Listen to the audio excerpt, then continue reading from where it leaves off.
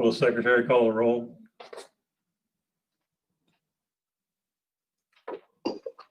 Mary Beth Taylor, Here.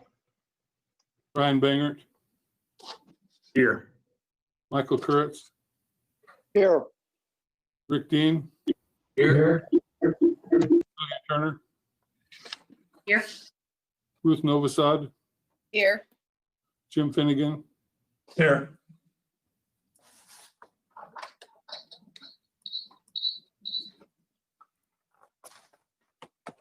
We have a quorum so we can conduct business.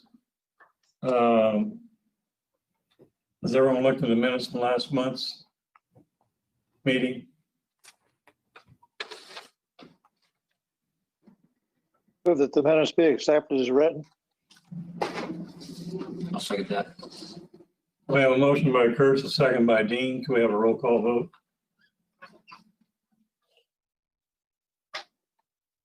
Taylor, Yes. Bangert, Yes. Kurtz, Yes. Dean, Yes. Turner, Yes. Novosad, Yes. Finnegan. Yes. Motion passed. Do we have anyone, Phil, wants to speak to us about something that's not on the agenda for tonight? We do not.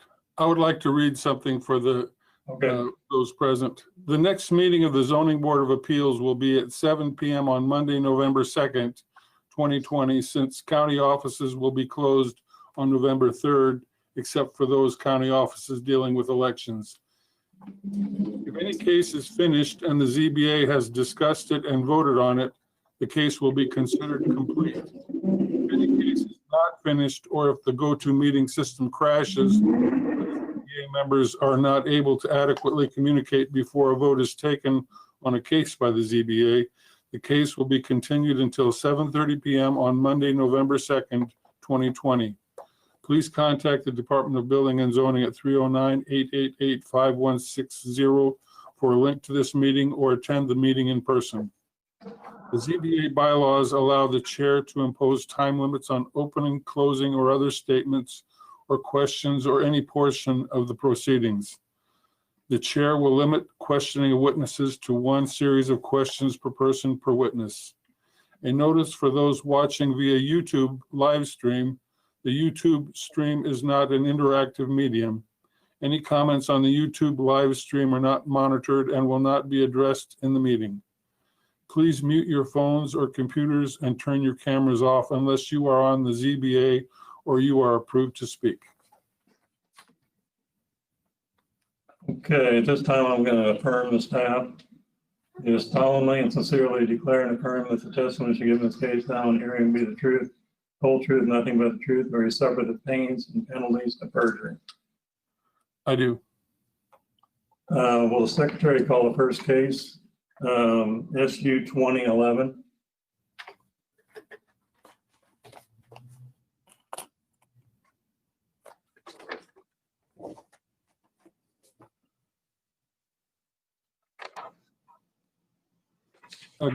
Daryl Mitchell will pass some of the exhibits that I'll be introducing as we go here. This is case number SU-20-11, application of Yates Township by Clayton Rosenberger, Yates Township Supervisor, for a special use to allow a government service building in the R1 Single Family Residence District on property which is part of the southeast quarter of Section 3, Township 26 North, Range 5 East of the 3rd Principal Meridian, located in Yates Township at 31272 3rd Street, Chenoa, Illinois. Public notice of this hearing was published in the Panagraph on September 19, 2020, as provided by law. All the other required notifications have been made. The applicant has paid the publication costs. The first exhibit is the application, which you see on the screen. And this is a plat. There's a plat map of Yates Township showing where this property is located in the unincorporated area of Weston. There's a communication from the County Health Department indicating they're okay with the proposed building.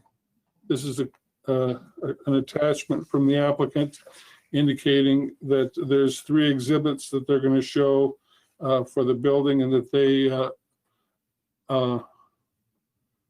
would like to remove an old, outdated wooden building and replace it with a steel-clad pole building in the general area of the old building.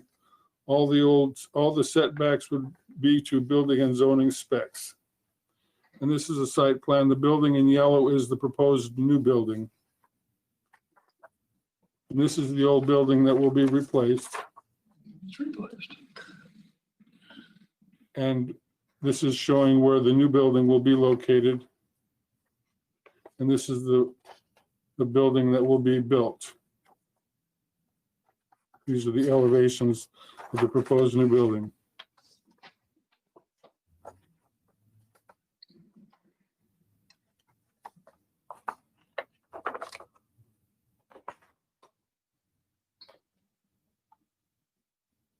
Okay.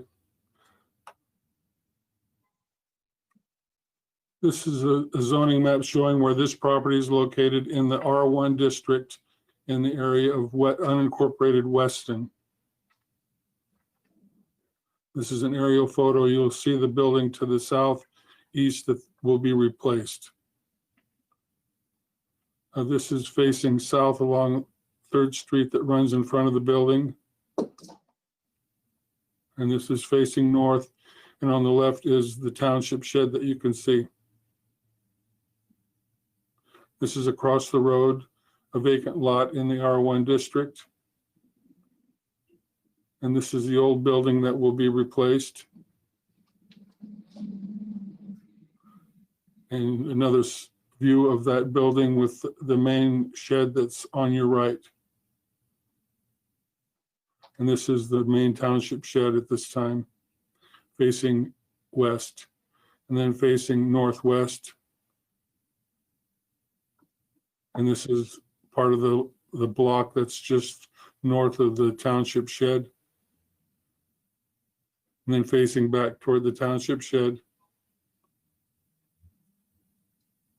Facing south toward this end of the township shed. And across the street to the north, a residence. I'll deliver the staff report at this time. The surrounding zoning is R1 district to the north, south, and east, and to the west is the agriculture district. To the north, there are residences. To the east, a residence and a vacant lot. To the south is crop production, and to the west is crop production. The analysis of the 7 standards are as follows. The proposed special use will not be detrimental to or endanger the health, safety, morals, comfort, or welfare of the public. This standard is met. The applicant has operated a township road maintenance building on this property for many years. The main building on the property, which the applicant proposes to continue using, was built in 1978. The applicant proposes to remove an old, outdated wooden building to the south of this building and replace it with a steel-clad pole building in the general area of this old building. The outdated wooden building was built before zoning was established in the county and is located closer than regulations allow to the south and east property lines. The applicant obtained an administrative variance in case zoning ZV-20-11 to allow the proposed new building to be 27 feet from the south property line rather than 30 feet as required. The new building would meet the required front setback requirements of 30 feet from the east property line.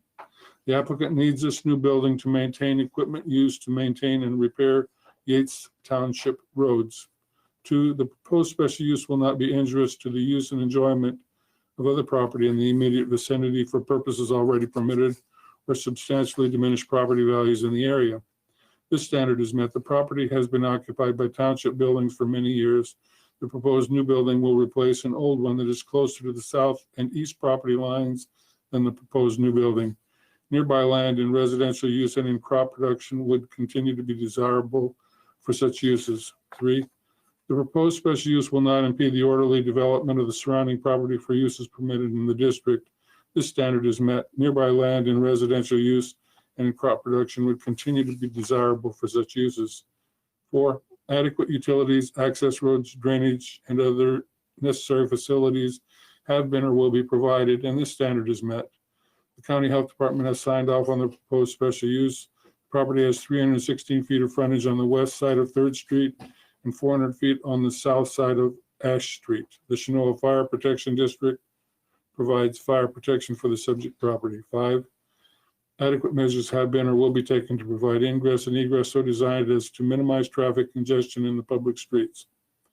This standard is met. The existing entrance to the subject property appears to meet safe site distance requirements. 6, establishment, maintenance, and operation of the special use will be in conformance with the intent of the district in which the special use is proposed to be located, and this standard is met. 7, the proposed special use in all other respects conforms to the applicable regulations of the district in which it is located, and this standard is met. Staff recommends that the application meets all of the standards set forth in the county code. That concludes my report. Do we have someone tonight to speak about this case?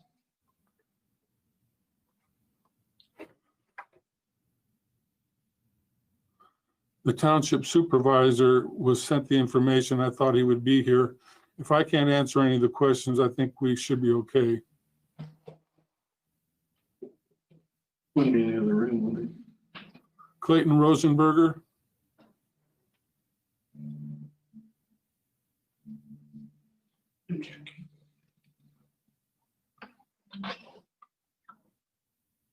Or just go ahead and move on? I think we could proceed. I think we could, if you have any questions that I can't answer, then we may have to continue it, but I think we're okay with it. Okay. Would board members have questions about this case? Doesn't look like it.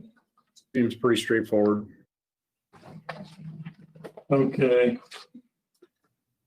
Well, let's look for the record. Does anyone want to give any testimony about the case out there in TV land? Now's your time. Seeing that, does anyone want to give testimony about this case? I think we're okay. Okay. So at this point, I think we can maybe The standards. go to the standards on the case. That's everybody's all right with that. Standard number 1, 2, 3, 4, 5, 6, or 7.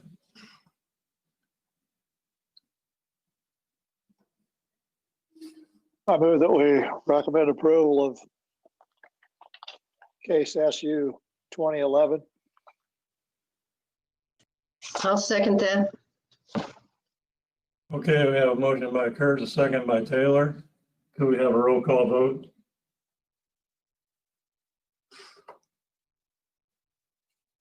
And that would be a recommendation to the county board. Taylor, Yes. Bangert, Yes. Kurtz, Yes. Dean, Yes. Turner, Yes. Novosad, Yes. Finnegan. Yes. Motion passed. This will go as a positive recommendation to the county board, and the county board will hear this on October 20. Okay, let's move on to the next case, SU 2012. Caleb and Jordan Miller. And I'm pretty sure they're in the other room. Will the secretary call the case? This is case number SU-20-12, application of Caleb and Jordan Miller for a special use to allow single-family residence in the agriculture district for the son of farm owners. This is on property which is part of the southwest quarter of section 31, township 25 north, range 2 east to the 3rd principal meridian, and located in Hudson Township immediately north of 2000 North Road, approximately 1/2 mile east of 1200 East Road. Public notice of this hearing was published in the Pantograph on September 19, 2020 as provided by law. All the other required notifications have been made and the applicant has paid the publication cost.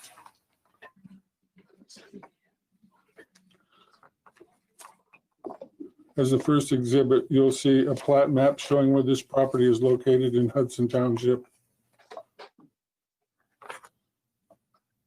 It's about a quarter or 3/8 of a mile east of the East White Oak Church, if you know where that is, on the same road, 2000 North Road. This is a survey of the property and a letter from the applicant's attorney introducing the exhibits. This is site plan showing where the house will be built on the property. And the plans of the proposed house, elevations of the proposed dwelling. And this is a floor plan.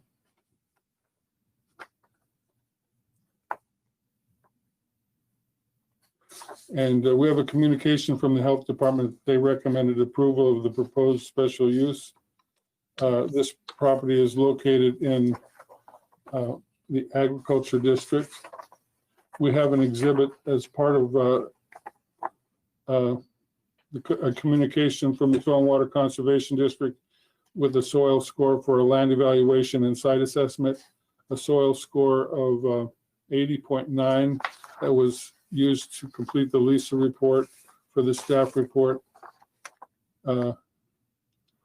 giving it a site assessment of 160, soil score of 80.9, giving it a total score of 240.9, which means it's very high for agricultural land protection. And I will incorporate that into the staff report, which I'll read at this time. No, I'll show the photos of the site.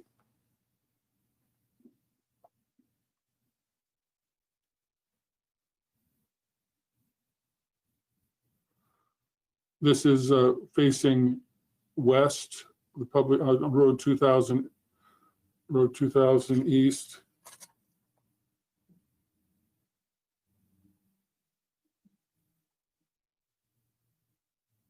North Road, I'm sorry. This is facing west. No, this is east. Excuse me. And this is across the road, facing south. And the proposed dwelling will be located right in front of us. The left side of the property where the green plants are growing is the edge of the property. The green stake is the west edge of the property of the proposed residence. And this is facing east along the township road there, and you can see there's a dwelling in the distance. That's also on the north side of the road. And then facing west.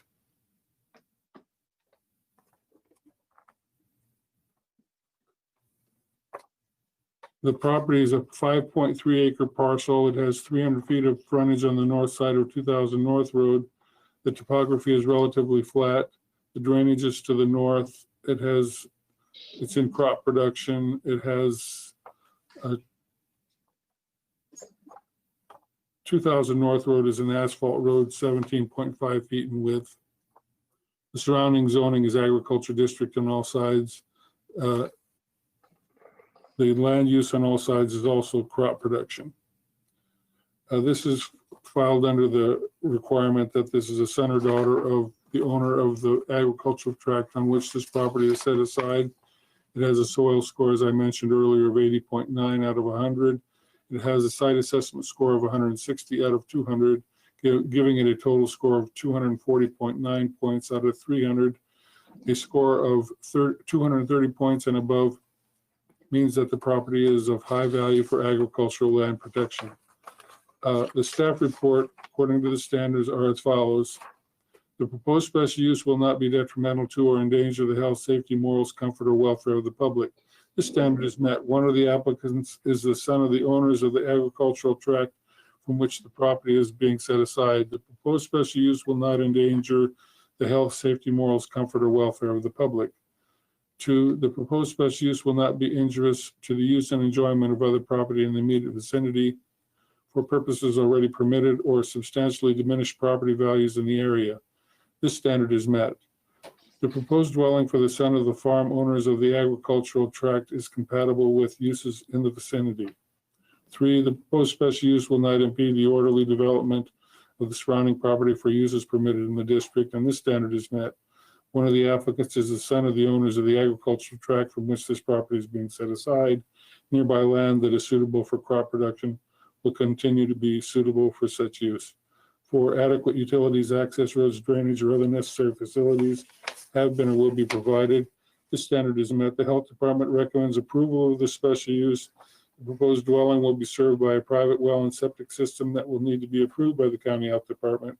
The property has 300 feet of frontage on the north side of 2000 North Road. Adequate measures have been or will be taken to provide ingress and egress so designed as to minimize traffic congestion in the public streets, and this standard is met. It appears that safe site distance can be provided at the proposed entrance on 2000 North Road. The applicants will need to obtain an entrance permit from the Hudson Township Road Commissioner before they can obtain a construction permit. 6, the establishment, maintenance, and operation of the special use will be in conformance with the intent of the district in which the special use is proposed to be located, and this standard is met. 7, the proposed special use in all other respects conforms to the applicable regulations of the district in which it is located, and this standard is met. In the agriculture district, the zoning ordinance allows a non-farm residence for the son or daughter of the farm owner. In conclusion, staff recommends that this application meets the standards set forth in the county code, provided that one of the initial occupants is Caleb Miller, the son of the owners of the farm property from which this property is being set aside, and provided an entrance permit is obtained from the Hudson Township Road Commissioner before a construction permit is issued. That concludes my report. Okay. I'm not sure who's going to speak about this case, but come forward. This Mr. Miller is going to talk. So I'm going to swear you in. That's all right. Do you solemnly swear that the testimony you give in this case now in hearing will be the truth, the whole truth, nothing but the truth, so help you God? I do. Will you state your name and address for the record? My name is Caleb Miller. I live at 404 South McLean Street, that's in Illinois. You got that, Phil? Could you repeat it, please? Yes, my name is Caleb Miller. I live at 404 South McLean Street in Hudson, Illinois. Thank you. Would you like to make an opening statement? I'd be happy to answer any questions, but I do not have a statement. You do not have a statement. Okay. Would anyone on the board have questions for Mr. Miller? I have a quick question. I noticed you're setting aside 5 acres. Are you planning on taking it all out of crop production? At this time, yes.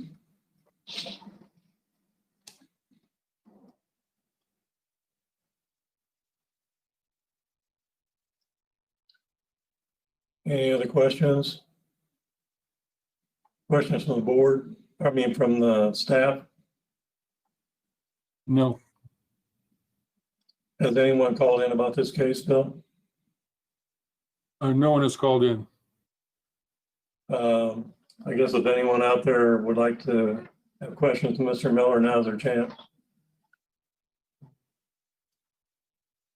We need to give him a little bit of time. No, that's good.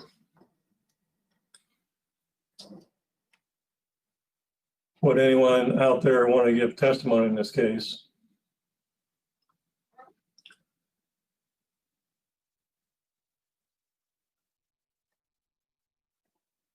Seeing none, would you like to make a closing statement? No. No? Come on, this way, no one make a closing statement. Any questions? Okay, we'll let you off the hook. Okay, this part of the hearing is closed. You can go ahead and sit down. Does anybody want to talk about the case or you just want to go with standards? I just have one question. Do we have a maximum amount of acreage that we generally allow for a set aside like this? We do not.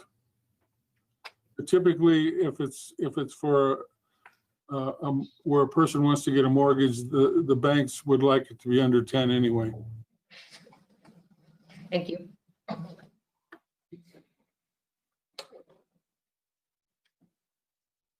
Okay, you want to just go to standards? Okay, standard number 1, Oh, good. 2, 3, 4, 5, 6, or 7.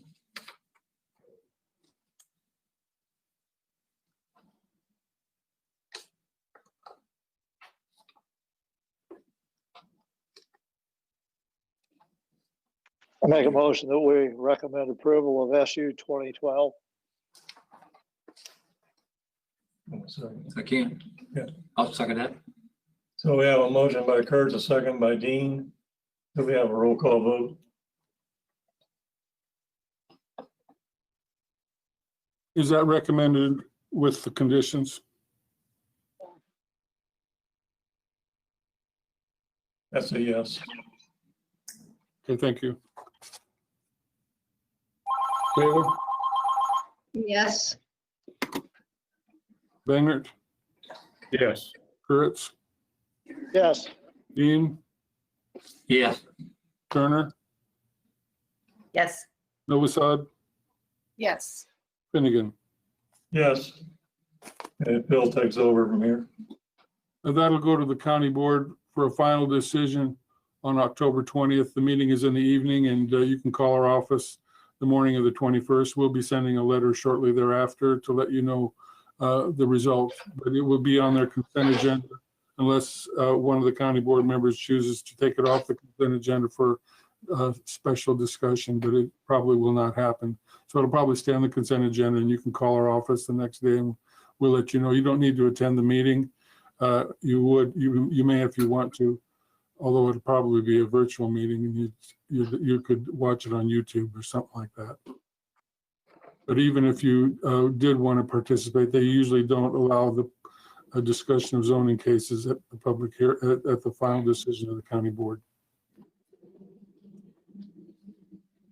Thank you. Thank you very much. Thank you. 7:31. Okay. Okay. So I think we're past the 7:30 deadline, so I think we can reconvene case ZA 2003 at this time, Geronimo Energy. And I think we're at number 16. Is that right, Phil? Rebuttal testimony by the applicant.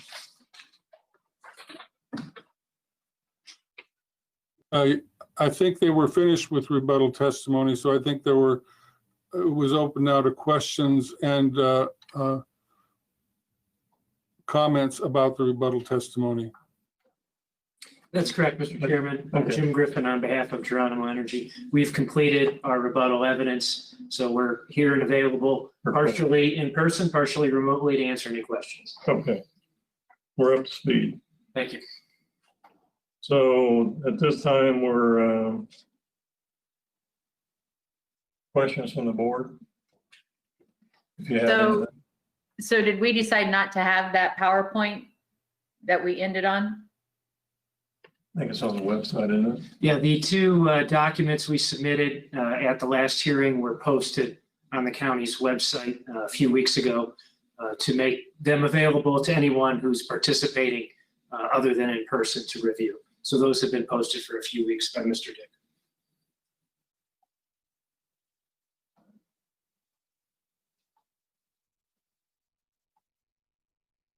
Were there any other questions from the board? Yeah. How many of these are currently in Illinois? Or do you have, what other counties that have approved the dollar ones? Are we the first or? Well, you have a range of county regulations in Yep. place. Some have no height limit whatsoever. There is no height limit. And they just have setbacks that are proportionate to the height, as you have here in McLean County. Others, I see height limits from anywhere from 500 to 750 feet. So yours is 550 right now. So raising it to 675 would not be unique or unprecedented in Illinois. It would be consistent with many other jurisdictions. Okay, thank you. Well, I think the question is, are there any towers that are that tall in Illinois? I don't believe there are any towers that are as tall as 675 feet, but they are being proposed in projects around the state. And that's going to be a continued theme, is increasing turbine heights above 500 and 550 feet. So I think you're going to see this commonly throughout the state in the next few years.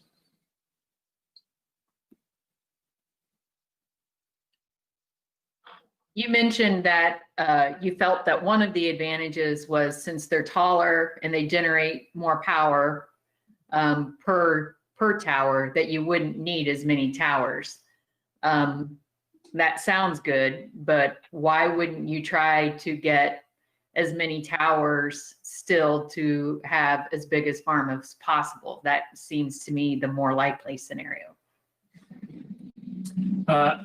Generally, project development is limited by the capacity of the transmission line to accept a new project into the grid. And so when wind energy companies such as Geronimo are looking to develop projects, they usually early on know what the capacity of that electric line is for new energy production. And that typically sets the cap. And that will set the cap on how much energy a project can produce. So there's not an unlimited ability to keep siting additional turbines. So in this case, it does actually have the ability to reduce the number of turbines, because if you've got a 250 megawatt cap on what the grid can handle in that location, if you have a 2 megawatt turbine, you can put up to 125. Obviously, if you have larger megawatt turbines, that's going to reduce the number of turbines that can be sited. So it will actually have a reduction in the number of turbines due to higher megawatt values for each turbine. What percentage of your projects currently reach that cap that the lines create? Michael Morris, are you able to address that question? Yeah, so as Jim mentioned, as part of our site development and site selection process, we identify what the capacity is on various lines. So for example, we in 2019 brought online 2 projects, one here in Illinois and excuse me, another one in South Dakota, where we had identified 200 megawatts of injection capacity, and both of those were built at 200 megawatts.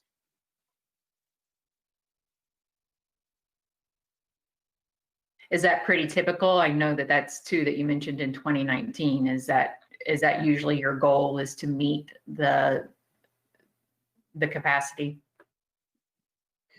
Yeah, and 200 megawatts is kind of, in this part of the country, 200 megawatts is usually the size of a project that you can get built in 1 calendar year. Once you get to larger projects, you're potentially having to build in 2 cycles, and you have to demobilize over the winter, and it can, it can add costs and things like that. Other parts of the country, we're seeing parks built up to, 400 megawatts, because like in Texas, you don't have to stop in the wintertime. You can build whenever you want. So it's just changes the dynamics a bit. With the bigger towers, does it shorten the construction time, and would you be able to put up more towers in the same amount of time? Yes, it would shorten the construction time. So, depending on how our contract ends up being set up with the turbine manufacturer, we would expect those to be delivered, sometime in the June to August to September timeframe. They can usually deliver about 8 to 10 turbines a week, depending on the turbine model that you're talking about. What are the chances that they would increase line capacity if they knew that there was a greater chance of farm capacity, so to speak? How often do they increase line capacity? Well, so there's 2 possibilities. One is a developer could look at a location and say it's, it's attractive to build a project, but the grid is not capable of accepting that amount of injection capacity. But the developer always has the right to pay for whatever upgrades are necessary to accommodate that. Now, it tends to be economically infeasible, so we usually try to find that break point, and we just build to that. There's the other possibility that exists is, there could be, and we've seen this in the upper Midwest, Minnesota and the Dakotas have had an extensive transmission build out program, but where the utilities coordinate to enhance system-wide transmission capacity, where they will, identify renewable energy zones and enhance the transmission capacity by building new lines or increasing the capacity of existing lines to transport from areas where they expect products to be developed to, get it to load centers throughout the region. Do you know if that's going on in McLean County right now? I just noticed north of Bloomington, they're putting in new lines, new power lines, and they look a lot more substantial than the ones that were there. I'm not sure. I don't want to speculate. I'm not aware of any of those sorts of large scale projects. It could be the utility is just upgrading or rebuilding an existing line as well, independent of wind farm development. I didn't know which that would be. Am I correct in remembering or assuming that with the taller towers, there's a greater distance between towers, correct? Yes, that would be generally correct, and a greater distance between the towers and any residents or non-participating property lines. Okay, how much greater? Michael, if you can try to answer that. I don't know that you can give a definite amount because it depends on the particular project and the terrain, but Michael, if you could answer the best you can. Sure. So the distance between towers, I mean, there's kind of, the industry standard is to stay no less than 3 rotor diameters apart. I think, in this particular project, we're around 5 or 6 between turbines. So if you think about it, the rotor diameter is, approximately 400 feet. So we're talking about somewhere between 2,000 and 2,400 feet off the cuff between turbines versus the smaller turbines where the rotor diameter is smaller. Those will obviously be less because it's just a function. Okay, Phil, I thought I was remembering there was something in our regulations in the county that would make the distance greater too. Is that right or not? Am I remembering that incorrectly? The taller turbines would be required to be further from residences, from road rights of way and non-participating property lines, yes. But not further apart from each other. No, they wouldn't. We don't regulate the distance between the turbines. Okay.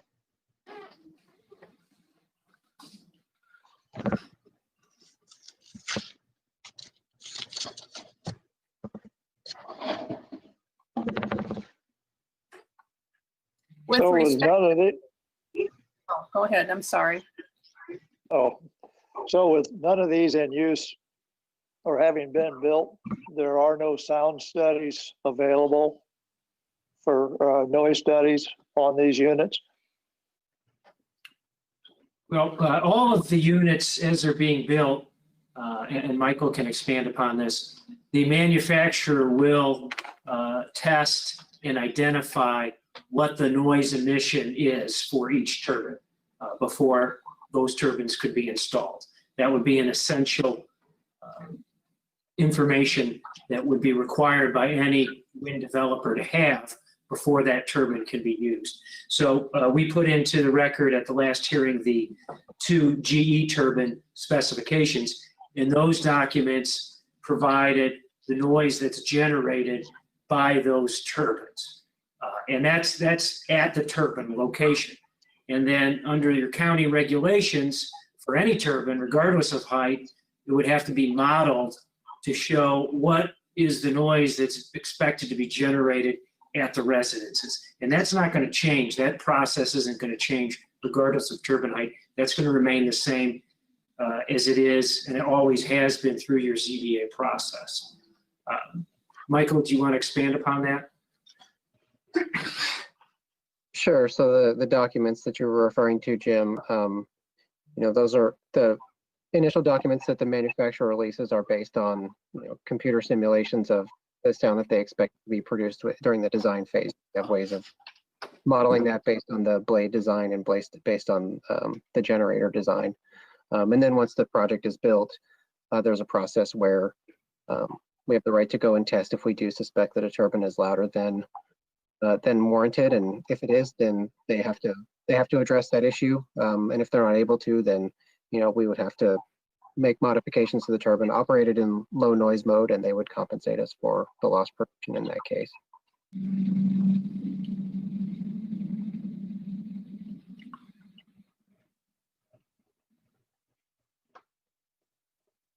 Does that answer your question, Mary Beth? Yes, I guess the other question I was thinking of as Mr. Morris was talking was if a resident feels the noise level is more than what it should be, what would happen at that point? Would there be testing of it, or that would be after installation, of course? Yep. So I think what our process would be is first our plant manager would probably go out and just wait. We first log the issues and see if there's like a consistent pattern to them and try and figure out if there's something that can be addressed with the turbine before dealing with the manufacturer. If it does continue, then we'll go out to the landowner's residence or what have you and see if we can figure out what exactly the problem is. Like, well, is the turbine actually turned the wrong way? And so it's actually sounding louder than it really should, that sort of thing. And then if it does get to that point, then we'll take field measurements and get the manufacturer involved. Thank you. The sound requirements are governed by the state, or do we have specific county requirements limiting the sound? I guess this is a question for the staff.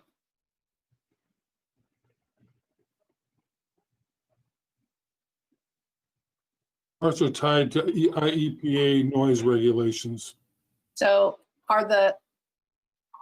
is the information that we got in these tables, and to be honest with you, I didn't understand all of it, so I have to admit that, but how does that compare with the regulation? Is it significantly less, or does it meet the regulation of the state with regard to sound, or do you understand my question?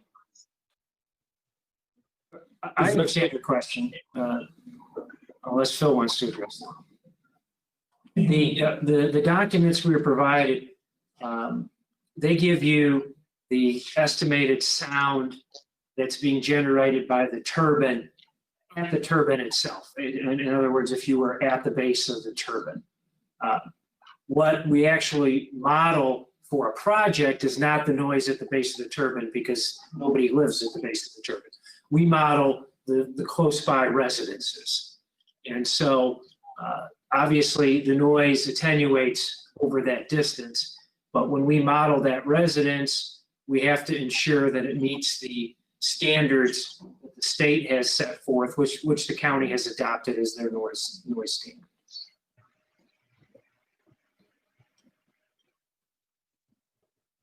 So based on the data you have, and I know you have to do a study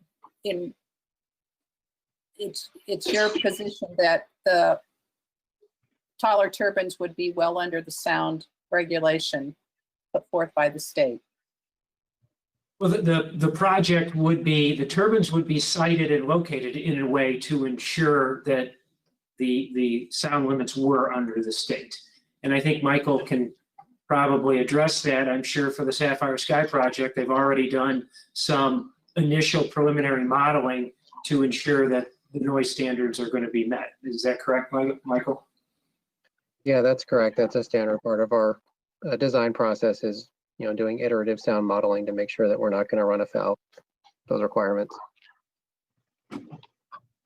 And Michael, those are being done right now on the potentially taller turbines above 550 feet that are being considered by Sapphire Sky, correct?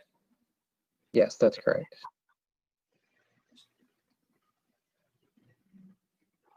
So we've obviously had windmills or wind turbines going for quite some time. Have you regularly taken your models, what you model for a farm, and compared it to actual, gone out to see what actual is and compared your model to actual? And do you have that information available anywhere? Michael, are you able to address that? I assume you're referring to in terms of the sound output. Correct, that's what we were talking about. Okay. I believe, let me think. I know that in Minnesota, it's a standard practice to perform post-construction sound monitoring at every project that gets built. I don't know if we have access to that information because all the projects that we've built in Minnesota, we have sold to other companies, Excel and other large owners. I might have to go and see what we have available. I believe we may have done that for a project in South Dakota. So I think for the time being, I don't have the information at the ready, but I'm not aware of any major issues. You guys do understand our frustration where that's concerned, right? You come in and talk a lot about models and a lot about what it's supposed to sound like, and you've been building these for a long time, but you don't come in with anything as to what it actually sounds like. And for our board, we sit and listen to people who are terrified about what it's going to sound like or frustrations for what it does sound like. We do understand that concern. We do strive in designing the projects to ensure that it's going to meet the noise standard. And certainly, I think Michael can testify that, to the best of his knowledge, the Geronimo projects that have been built meet the applicable noise standards of that jurisdiction. And the projects that they have operating in Illinois do that. If that's the case, why wouldn't you come with those studies in hand and showing us that in fact it does do that?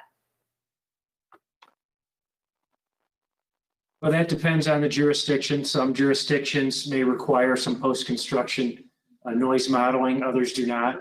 And so that's really dependent upon the jurisdiction.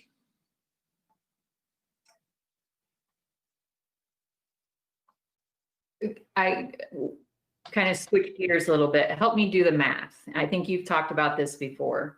So on a 250 megawatt farm, currently with our height limitation, how many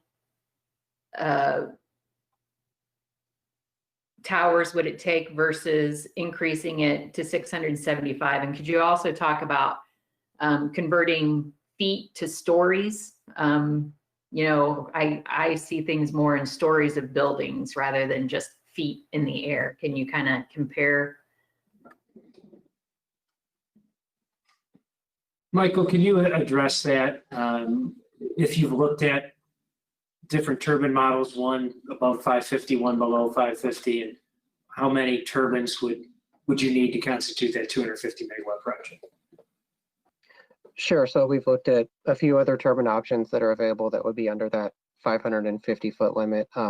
Those are kind of the previous generation of technology, and the generator ratings are slightly lower. So I think you're looking at about a 2.8 megawatts per turbine rather than 3.0. So just doing the math off the top of my head, it's roughly 95 turbines, I think, instead of 85. Let's see, 250 divided by 2.8. Oh no, it's 89 turbines instead of 85. So there's a slight increase. Okay,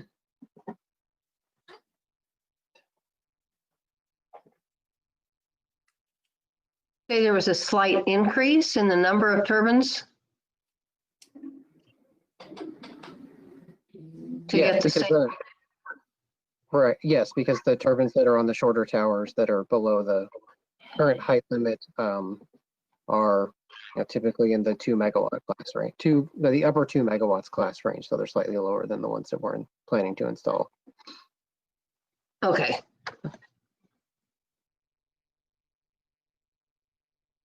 And how many stories is an additional 125 feet? 12-ish. I normally think of a story of a building as about 10 feet, so 12 and a half.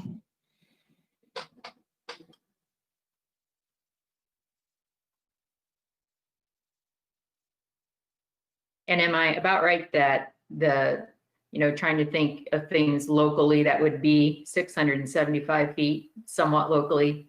The St. Louis Arch is around 650. Do you know if that's correct or not? 620.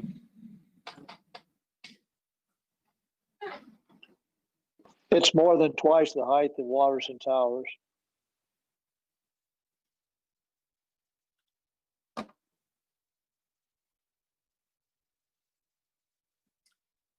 Yeah, have we had any aerial applicators made aware of this text amendment?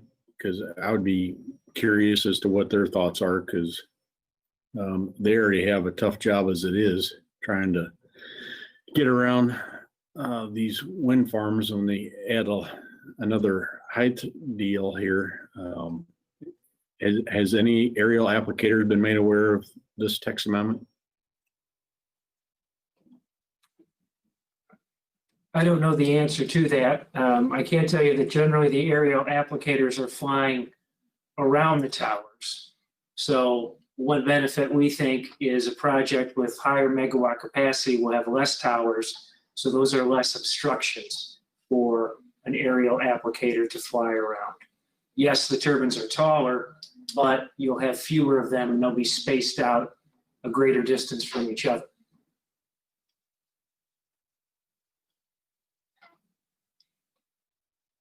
One other topic that I've brought up in the past, pertains to the, recycling. I guess I'm still at a loss at what the end result is, and there's still not a good available resource from what I've heard on these previous evenings discussing this as to where these blades would end up.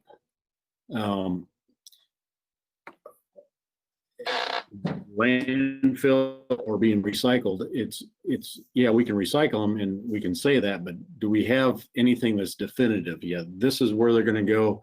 This is what's going to happen to them. They will not end up being buried, because as history tells us, there's very few things that the humans have been able to bury that we haven't eventually regretted. So have we got a firm grip on the ability to truly recycle anything that comes off these without having to, find a place to bury them?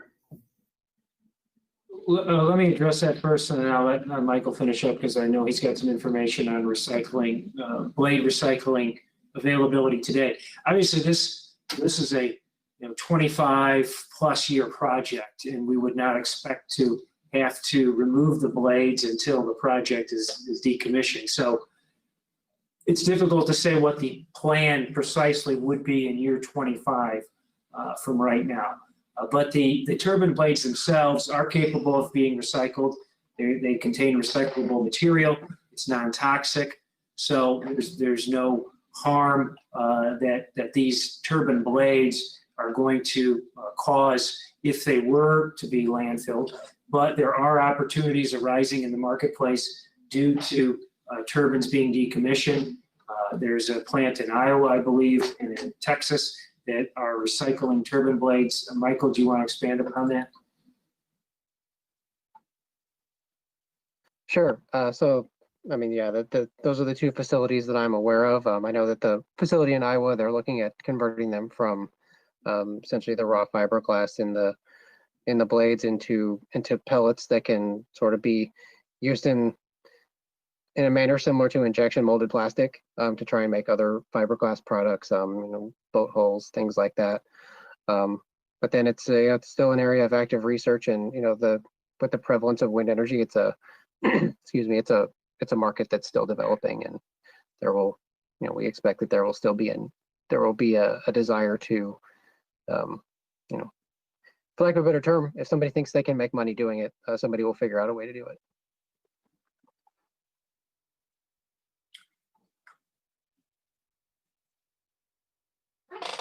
So what happens currently to the to the blades that are damaged by lightning strikes and wind and that type of stuff? Because I've seen them come down already.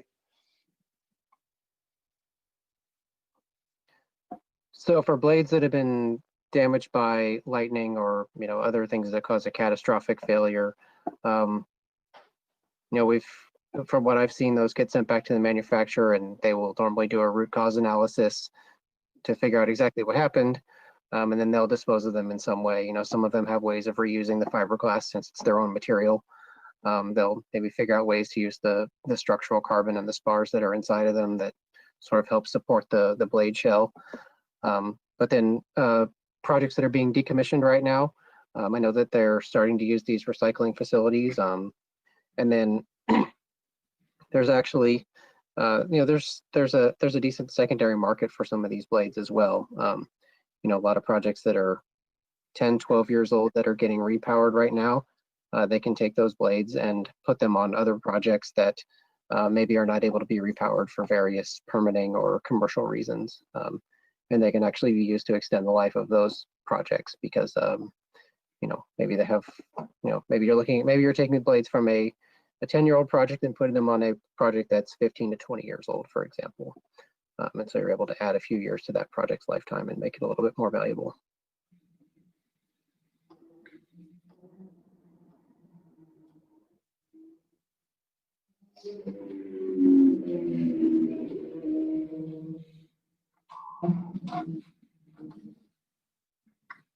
We got a little bit quiet. Is there any other questions?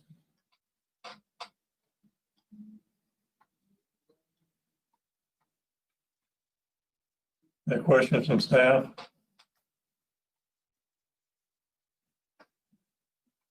No. Okay. We have questions from interested parties or objectors.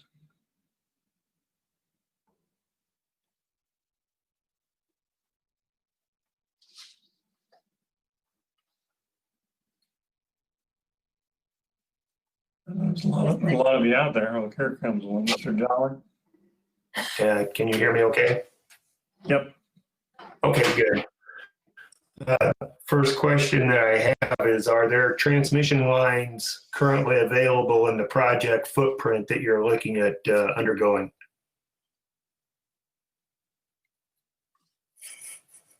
Can you hear me? Yeah, we can. Michael, I think the question is, are you going to be, is the proposed Sapphire Sky project, which of course is not before the ZBA, intending to use existing transmission lines? Yes, we're planning to interconnect at an existing substation just off of, I'm sorry, the name of the road escapes me, but it's in southern McLean County. In the capacity that they're able to handle is how much?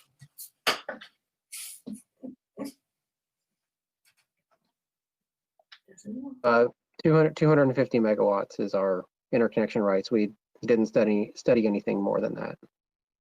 You don't know if that maxes that project or that transmission line out, or do they have additional capacity yet?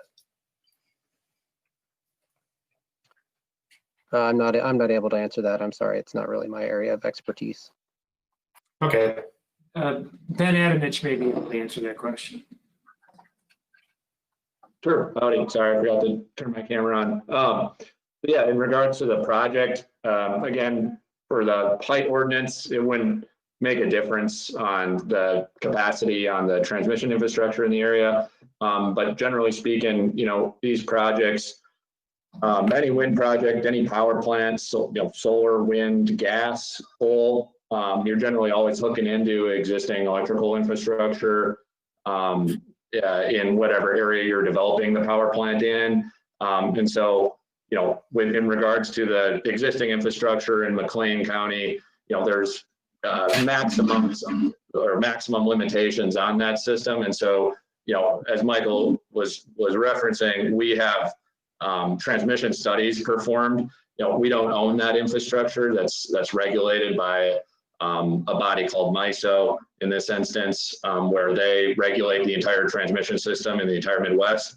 And they basically study the output of any proposed generator, whether, again, it's a solar plant, wind plant, coal plant, on that grid. And they basically give you a result, which tells you, okay, you're either, you're either okay to hook in this many megawatts, or you're exceeding capacity on the line and you've got to pay for the upgrade on it. So as Michael said, typically we're trying to forward look into those studies and determine, kind of how much we can fit on the line. I can tell you, as Michael alluded to as well, generally speaking on the type of infrastructure, again, not to speak specific to a project because we're here to discuss kind of the height ordinance, but on our particular project or interest in McLean County, the infrastructure we're looking at, generally speaking, a 138 kV line, you're not talking more than 200, 250 or 300 megawatts. So that's kind of about where the anticipated kind of capacity would be on that line. And again, it depends on a number of things, what the span is between the poles, what the size of the conductor is, how old it is, what are the other limitations at the terminal substations on either side. So that's stuff that the owner typically looks at. Okay. The other thing was with the space between the windmills. The windmills themselves, something about you tried to stay at no less than 3 rotor diameters. And then I guess my other question would be, and according to the zoning that's currently in place, I believe that the spacing would be 1.1 times the height of the tower to the roads and to property lines, and I believe 3 times the 3.1. I'm not sure, I'd have to look that up, on the distance to a residence. Would you be willing to increase the setbacks to especially the residences, property lines, and roads to increase the safety for the residents that live in the houses and the people that travel on the roads? So, right now, we're here on the height amendment for the turbines.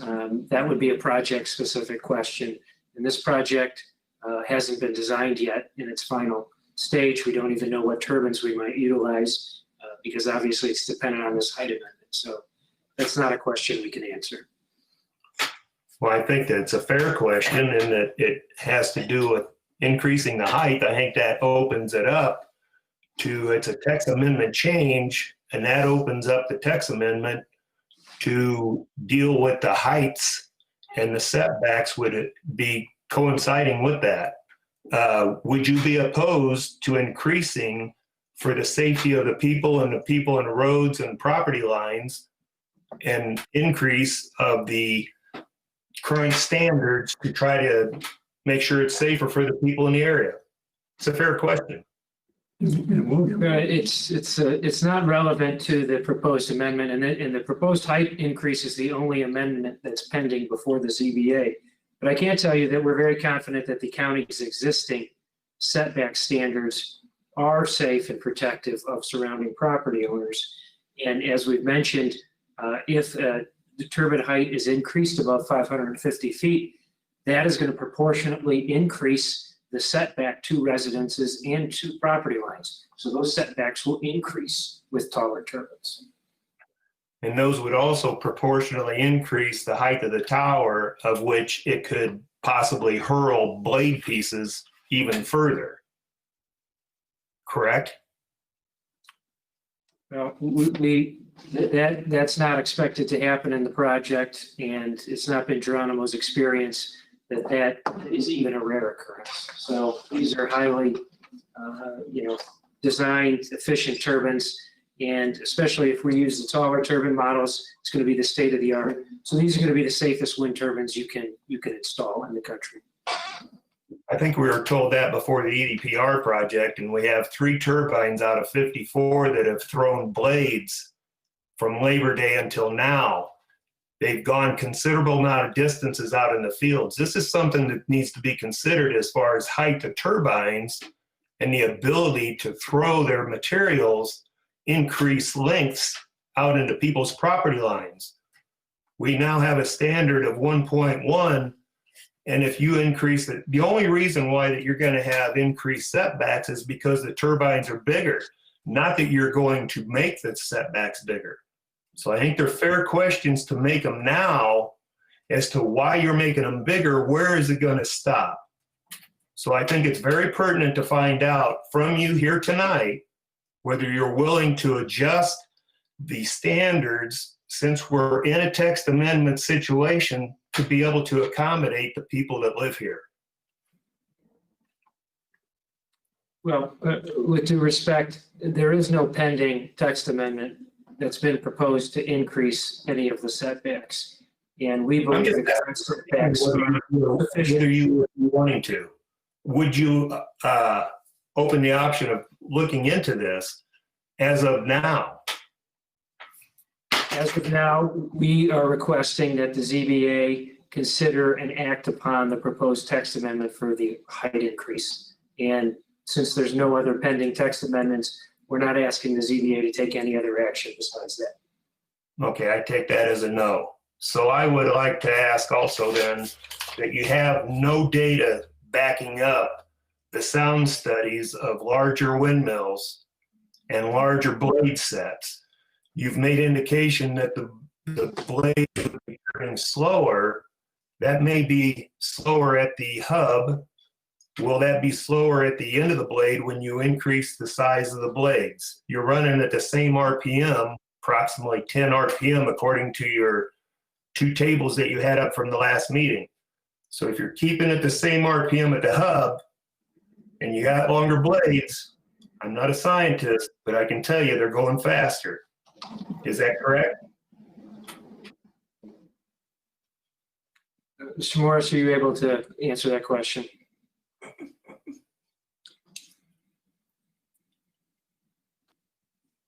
They would be going slightly faster than a blade that is shorter at the same rotational speed. Yes, that is the correct implication. But I think if you were to, for example, compare the tip speed of these turbines to the tip speed of the turbines that were just installed at the EDPR project, I believe ours would actually be lower.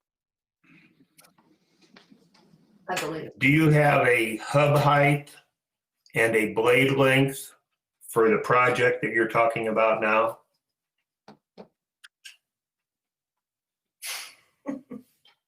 We have, certainly this project is under development, and we expect to file for special use relatively soon, but no final turbine model selection has been made, nor can we until we know what the height limitation is for this county. Surely you have some kind of plans of what you're intending to do. You've contacted landowners, you signed people up. You should have something in somewhat, not concrete. You should give us an idea of a hub height and blade length. I think he answered your question about visibility. You got to move on. About visibility, what? I think you need to move on. He's answered the question to the best of his ability. Oh, yeah. I don't think he answered the question, but I will move on.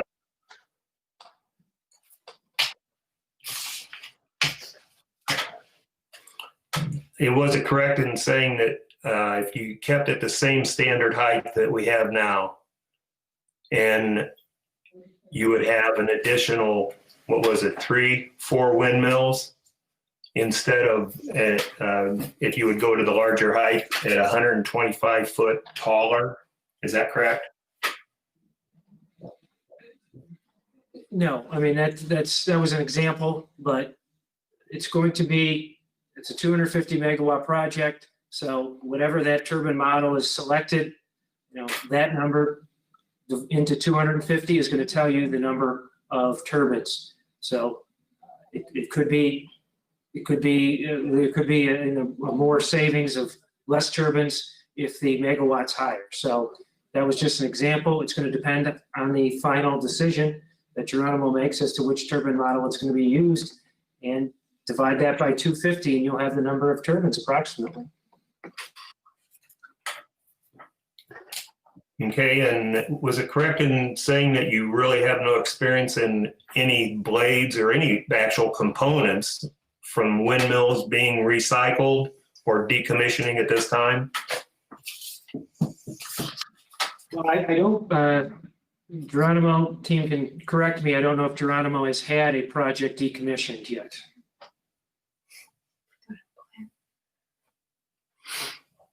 Have you had any lightning strikes and blade breaks in other projects?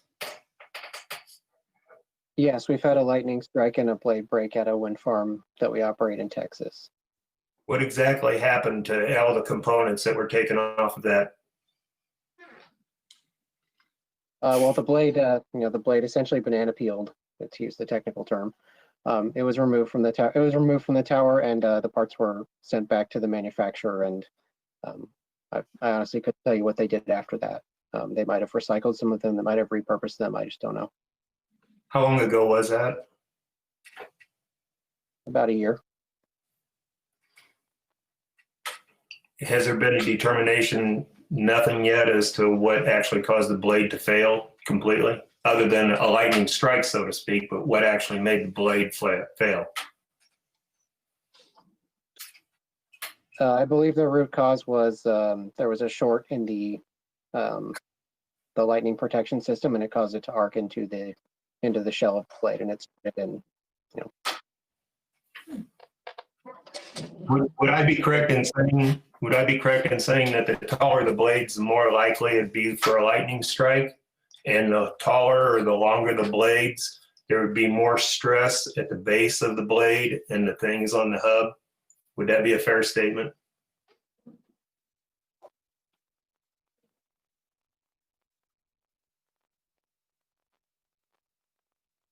Well, Yep, I'm just thinking of the most appropriate way to answer that. I mean, yes, the taller blade is going to serve as a higher target, for lack of a better term, for lightning.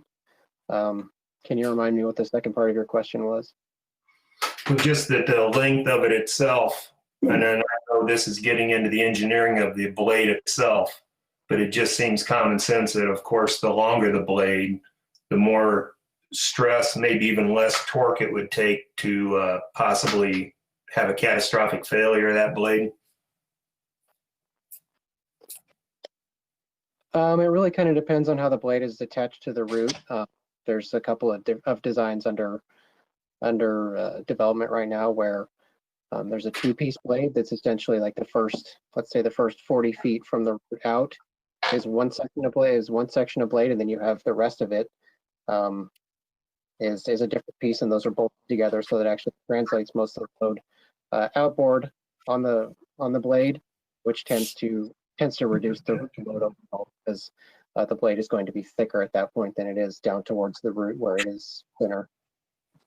Okay, thank you.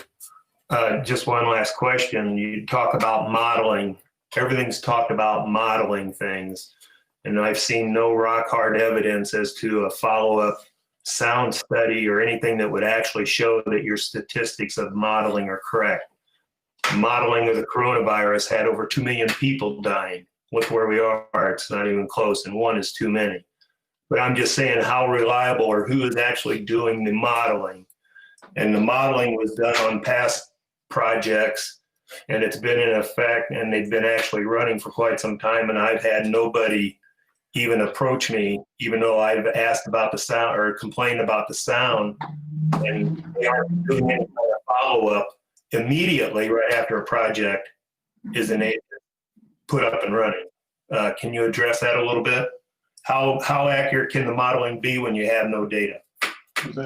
Well, again, the modeling is going to occur irrespective of the turbine height. So it's not really an element that would affect with due respect, the ZBA's decision, because all wind projects need to be modeled, and that's got to be presented to the county regardless of turbine height.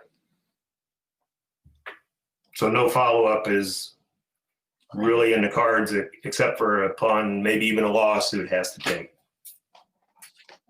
We're not able to respond to issues with the current projects that you're discussing. This is a different company proposing a project in a different part of the county. How would you handle your project is what I'm asking. I think with Mr. Jolly, we're supposed to limit this to 10 minutes. I think you've been way past the 10-minute line.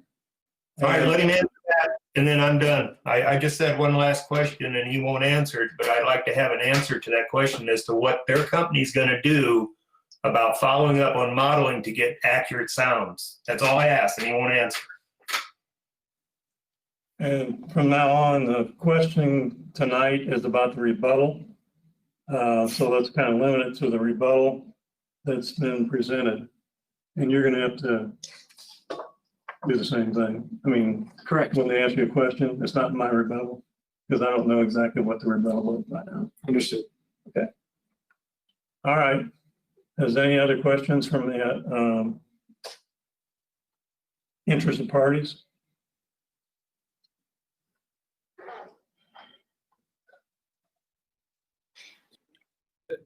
I have somebody else talk. You need to state your name for the record. Lori Sleeter. I have a procedural question. Are we to ask questions to the entire ZBA board at this point or just to Geronimo? This is to Geronimo about the rebuttal that they presented. Okay, thank you. Is this my one and only chance to ask questions? I think that's the rule. Okay, I just have one question. When we're talking about the noise studies earlier, and Geronimo had mentioned that they would go back to measure the sound from the landowner's property. Is that correct? Is that your rebuttal? Yeah, we did not address sound modeling in our rebuttal information. So, and I think Mr. Morris actually already answered that question.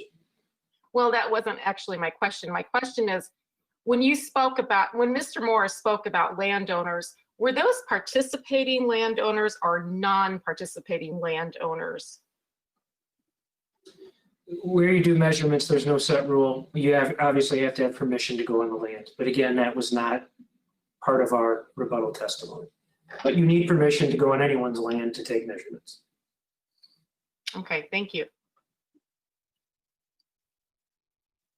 Thank you. Any other questions? I have several other questions, if that'd be okay. You're gonna have to state your name for the record. Travis Taylor. Do you need an address as well? Sure, give it to us. 28686 North 3050 East Road, Chenoa, Illinois. Okay. This is about the rebuttal only. Okay, just about the rebuttal. Do you know if there's any models for the possible destruction that could be caused by these taller turbines?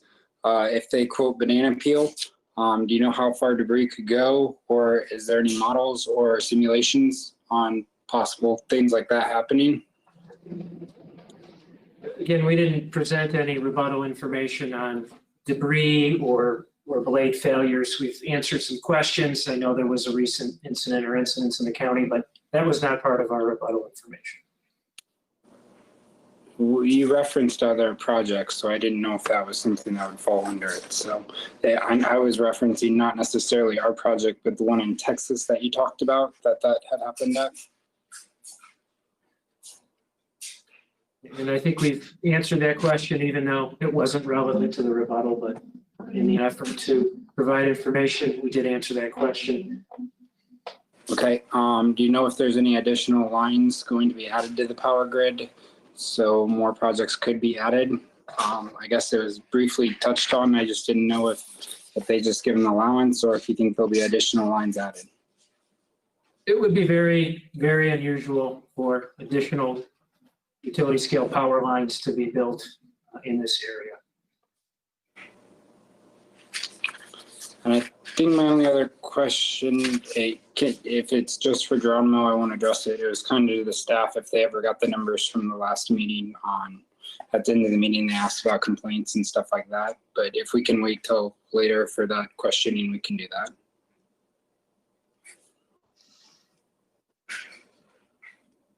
You want to address that, Phil? I'm not exactly knowing what he's asking.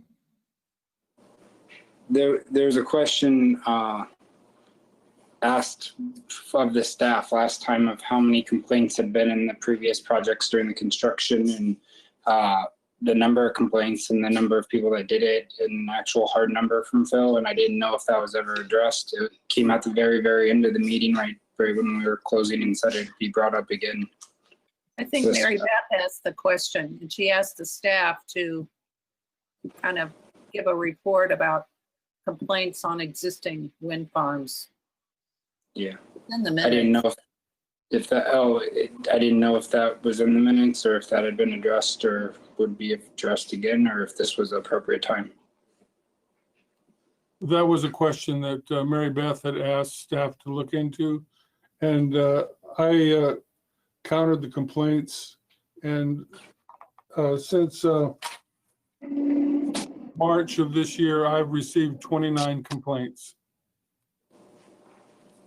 And do you know how many different individuals, or is that something that can't be released?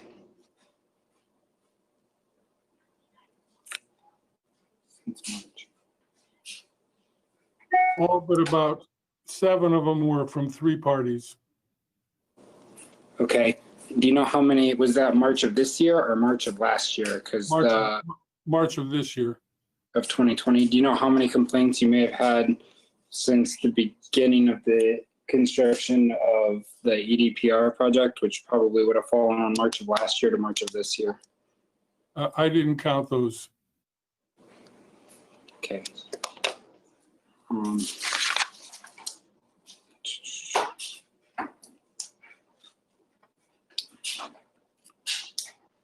I mean, I guess as long as I can do a rebuttal later. I mean, I guess I don't have any further questions for you guys. Thank you. You turned your mic off. Any other questions?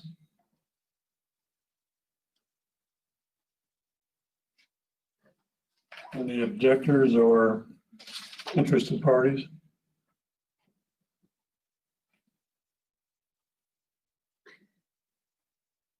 Thank you. Hang on just a second. Okay. The next thing is, it says you can clarify if you want to, any questions that were asked of you.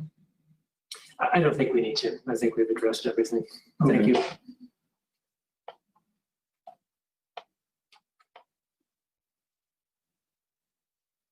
Okay, Phil, I need some help. Then it says the next step, he says he didn't want to clarify anything. So I moved past that. Rebuttal testimony of evidence, objectors, and interested parties. So do we open it up to them for rebuttal? Rebuttal to the rebuttal testimony of the applicant. Yes. Yes. So now we can open it up to the objectors for Rebuttal to the applicant's rebuttal. yeah, that seems kind of weird. All right, if everybody's listening, that's what point we're on. Does anyone, the objectors have anything they want to state to that case? It would be rebuttal testimony of evidence by the objectors of what Mr. Griffin has presented in rebuttal. Is that right? Yes.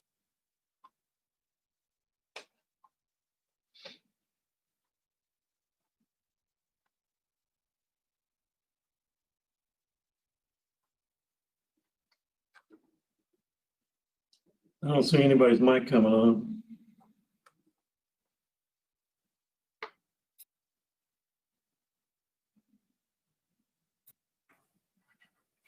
May I say just one real quick thing?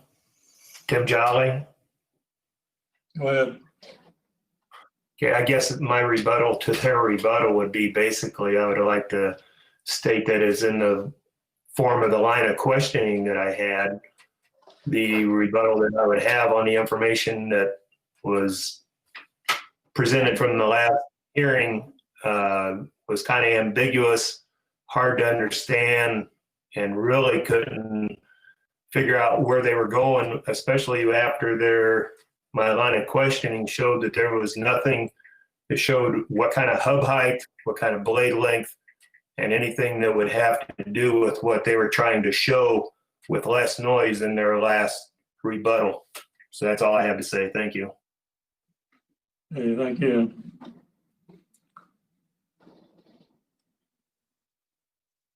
I guess at this point, we have objectors, interested parties may present rebuttal evidence and testimony to address matters discussed in what we just did.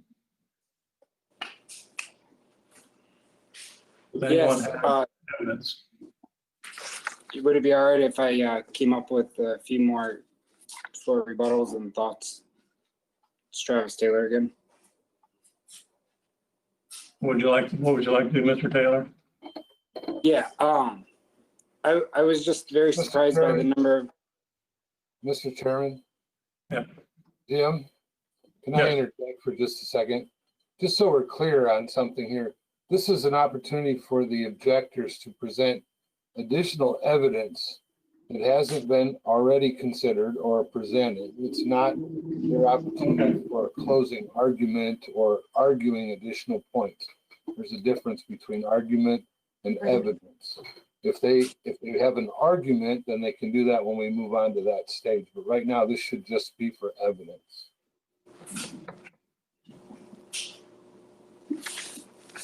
I think I have, something from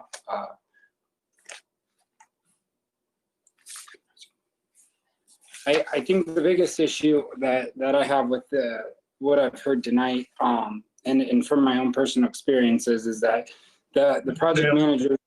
I have just a minute. Are you going to give testimony about this? So I'll have to swear you in if you do. Yeah, that's fine. You could swear me in. I'd be okay with that. Do you solemnly swear that the testimony to give in this case now on hearing be the truth, whole truth, and nothing but the truth, so help you God? Yes, I do. Would you state your name and address in the record? Travis Taylor, 28686 North 3050 East Road, Chenoa, Illinois, 61726. Hey, I think are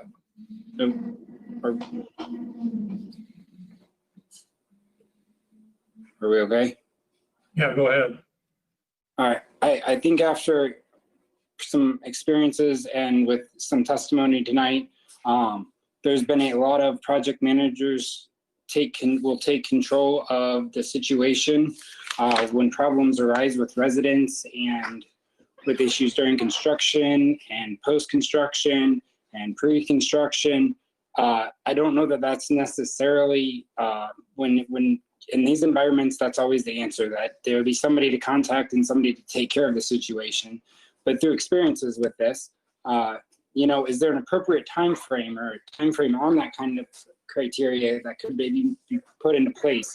Because we've had some experiences that were more than 30 days is a typical question, answer, back and forth, get a resolution, or at least get a response, or even a reply. And sometimes it takes months for me to address things and get back and to have responses at all the different levels. So I really makes it hard to be trusting when we were told many times that those are the go-tos. I mean, even when we address staff, when we email them on 8/31 about a list Chairman, of. I don't think this is rebuttal evidence. This is just. It applies to things that you said, such as if a turbine breaks or if there's an issue with a resident on noise, the project manager will immediately address it.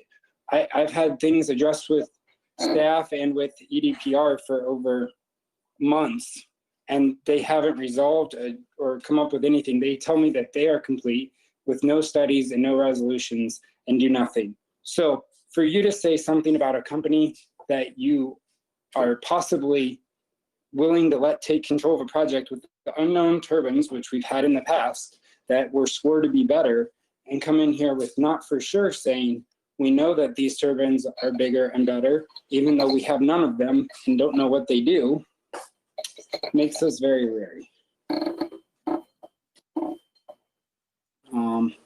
I think that's all. I mean, that was something that is probably the biggest concern here.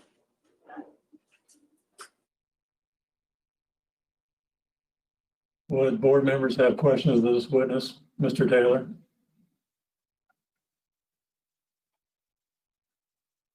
Would the applicant have questions of Mr. Taylor? No. Okay. Would anyone else want to give testimony?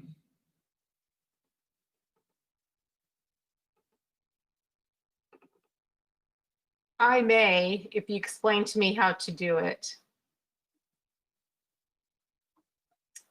Well, to get this to the point, we're talking about the raising the height of the tower, so we kind of need to get down to the point of asking questions or giving testimony about that. It was mentioned tonight that I believe by Mr. Bangert that about the crop dusters. And if this is permissible, I'd like to bring up the point that there are no crop dusters tonight present or have made a statement, correct? I would like to give into evidence the fact that the only objectors here are from Northern McLean County. And we did try to find other people in Southwestern McLean County that were aware of this and had some concerns, which I really thought they would be present here tonight. I did talk to a wife of an objector down there, and the evidence I would like to submit is that she thought or told me she thought the turbines would be 240. Mr. Chairman, can I interrupt you again for a second? If Ms. Slater is going to give testimony, she should probably be sworn and limited to facts as opposed to opinions or conclusions. Yeah. I missed that part, but so Ms. Slater, would you, if you're going to give testimony, I will need to swear you in. Is that okay? Yes, that's fine. My name is Lori Sleater. My address is 23903 North 2900 East Road, Lexington in McLean County. Do you solemnly swear the testimony you give in this case now and hearing be the truth, whole truth, nothing but the truth, so help you God? I do. And I guess I'll make a point that we cannot accept hearsay testimony. So if it's something that somebody told you, we have to have, it has to be something that your knowledge of you yourself. I understand. I do swear myself that she told me that she thought the turbine project that Geronimo is applying for, the height increase tonight, was going to be 240 feet. I do not know what, I don't know what she understands, but that is in fact what I would object to this attempt to present testimony. It's not relevant to the rebuttal. Well, if I may continue, the fact is that we are concerned that people who did not sign up have absolutely no knowledge of this height increase application, which greatly concerns me. And that is that issue is not part of our rebuttal evidence. well, it's disturbing that. If I might, excuse me, ma'am. Sorry. There is an objection, actually two objections that haven't been addressed. Ma'am, you, Mr. Chairman, she should be directed to keep her questions related to testimony and evidence that has been presented in rebuttal, 'cause that's the step that we're in now, and not opinions or conclusions. Mrs. Slater, could we follow those guidelines? I am sorry, I am not familiar with this procedures. I just wanted to know if anyone had been contacted with their concerns from the project area. I would have no knowledge about that, sorry.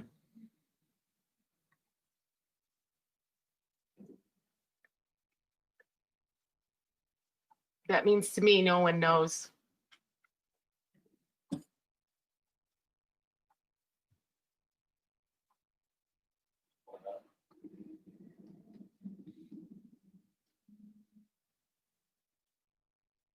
Would you have anything else you'd like to address? It just is concerning that I'm not supposed to have a concern. Crop dusters aren't here talking about this. We've had crop dusters before at other ZBA meetings. That's all I got. Thank you. Thank you.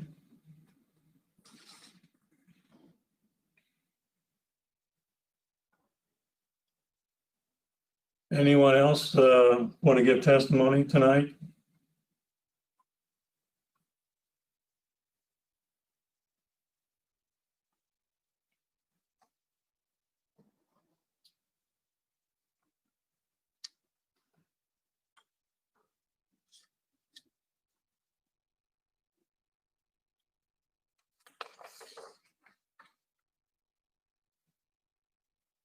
Where are we at now, Phil?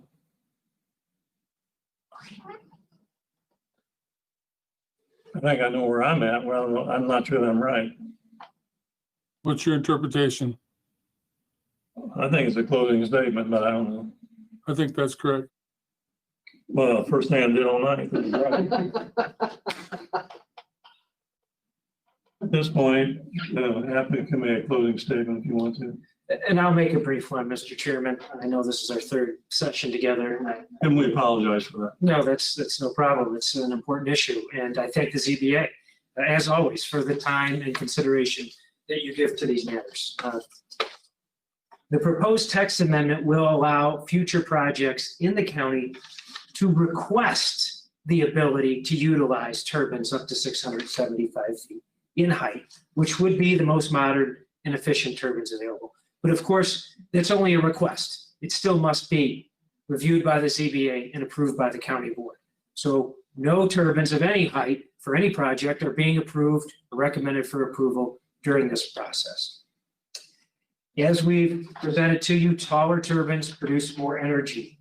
So you can therefore develop a project utilizing fewer turbines. So there are benefits to allowing taller turbines in the county, in addition to being able to use the most efficient and modern turbines available.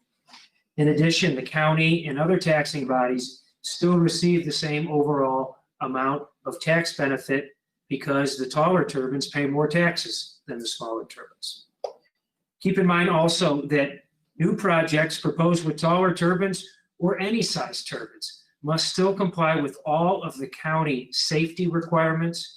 They're subject to the same agency analysis by IDNR, by the FAA for environmental and aviation issues. So all of that review process still must take place regardless of the height of the turbines. Additionally, as we presented information, larger turbines are not necessarily noisier turbines. Indeed, we presented the GE turbine comparison where the taller turbine emits less noise than the shorter turbine. So increasing potential turbine height does not affect the county's special use process. The ZBA, the county board must still go through the same procedures and have the same ability to review each project on its own merits, regardless of what the possible top turbine height is. Now, the issues raised by those that have testified in opposition concern dust and road and impacts of the existing projects that they've had. those concerns are really not implicated by or directly relevant to the issue before you, which is whether to allow projects in the county in the future to be able to utilize taller turbines, which are the most efficient and modern available. Geronimo is excited for the potential of its Sapphire Sky project and the tremendous benefits that that project will bring to the community. Approval and recommendation of approval of this text amendment will allow that project to be developed with the most modern and efficient turbines. And we think that is the best result, both for the community, for the county, and for the project itself. So thank you again on behalf of Geronimo Energy for the time and consideration, and we request your positive recommendation on this proposed text amendment. Thank you. Thank you. At this point, I think anyone that gave testimony as an objector can make a closing statement if they choose. So at this point, would anyone in the group want to make a closing statement?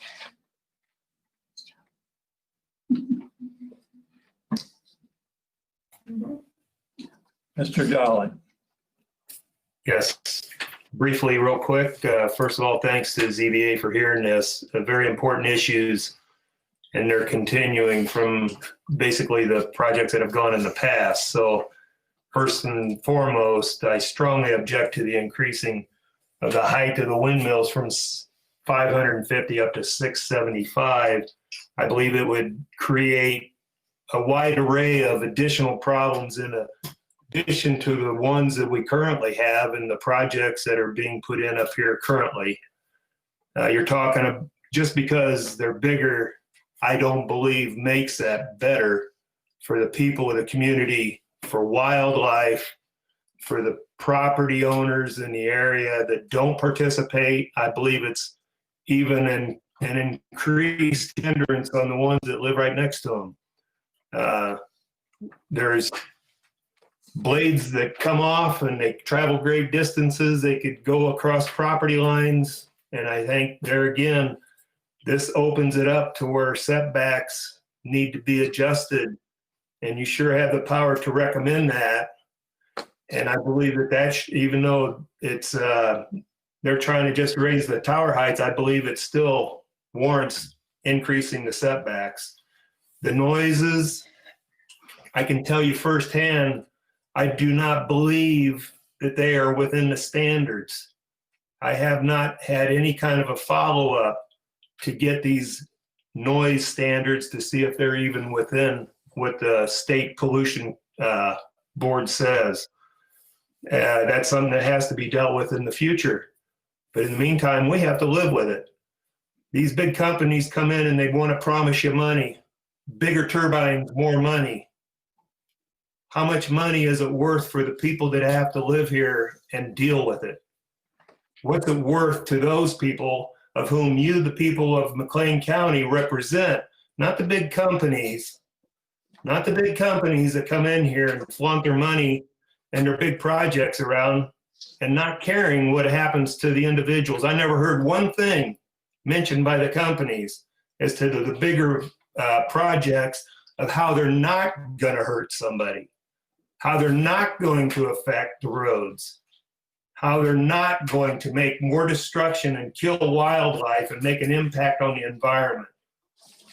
They have ambiguous information. They have no rock solid follow-up information as to what's happened and what projects they've done in the past. They don't deserve to have bigger windmills. They don't deserve to try to impact the people there more. They ought to be denied, and we have to live with the projects that we have now. But if you increase the tower height, that would put it to where they could come in at a later date and put bigger turbines on the ones that are right by my house. And that's wrong. That's all I have to say. Thank you, Mr. Dolly. Mr. Taylor, would you like to make a closing statement?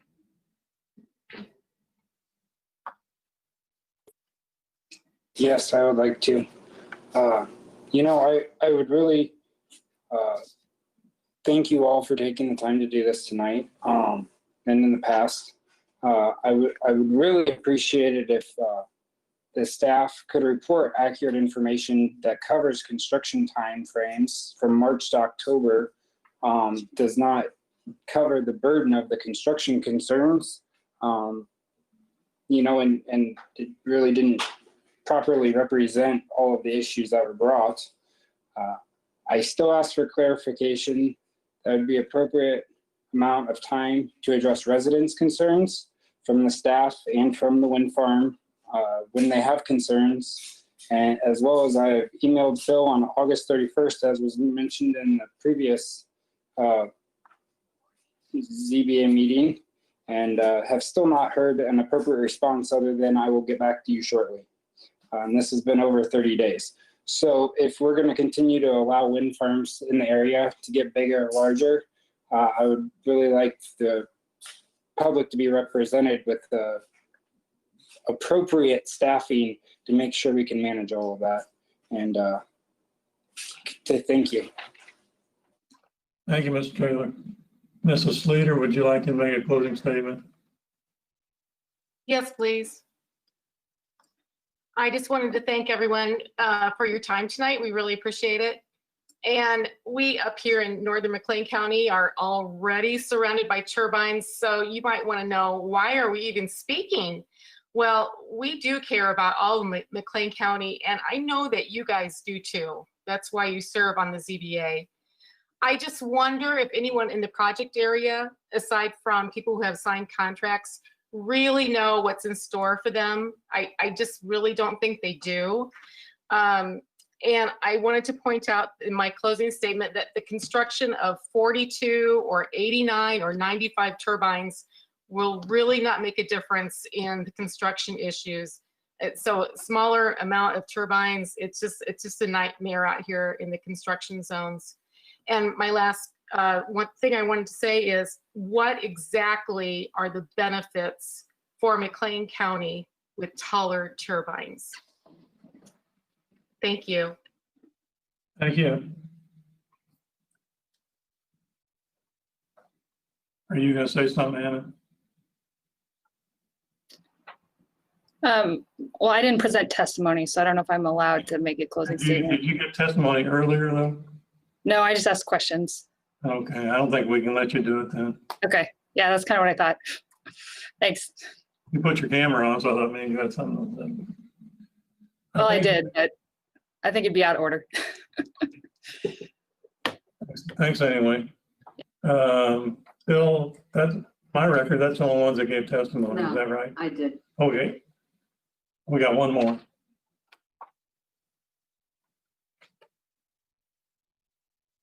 It seems to me that these wind companies came running into McLean County. They were able to make a profit with turbines that were at 360 feet near Ellsworth and 399 feet around Carlock. And they keep coming with heights of 550 in the project areas that are going on today. But now this new company is telling us and trying to convince our ZBA and the citizens that they must have higher heights to make the project economical and viable and better. So why suddenly, less than a year later, that a new wind project comes in, that the viability at lower heights is not there? Do we really believe this? That we have to have higher heights to make the project viable? I don't think that's true. And of course, they want us to believe, like we believed the other wind companies, that they're really taking advantage of our trusting Midwest nature. I cannot believe that these monster turbines that they're proposing are higher than the state Lewis Arch. And they're going to be good for McLean County and our residents. Every wind company has told y'all they're going to bring jobs and revenue to our local taxing bodies. Well, that's only partially true, as we know. And the number of jobs and the amount of revenue is far less than what we've been told. In addition, we were told that these innocuous turbines would not have an impact on the lives of our residents. That's a total lie. I live in it. These people that we're talking, they live in it. It's not true. This is all about greed. Greed refuses to be satisfied. The more these companies get, the more that they want. It is time to say no. McLean County has allowed a small group of landowners to prostitute their land at the expense of their neighbors and their neighbors' well-being. I am confident that this company will continue with their plans regardless of the turbine height. And if they don't, another company will come in. McLean County had an ordinance that allows these massive structures that have already negatively impacted people around them. So why, I beg you, not to change the ordinance and make it even worse. This company has an insatiable desire for more, and it will continue, and our rural residents will suffer.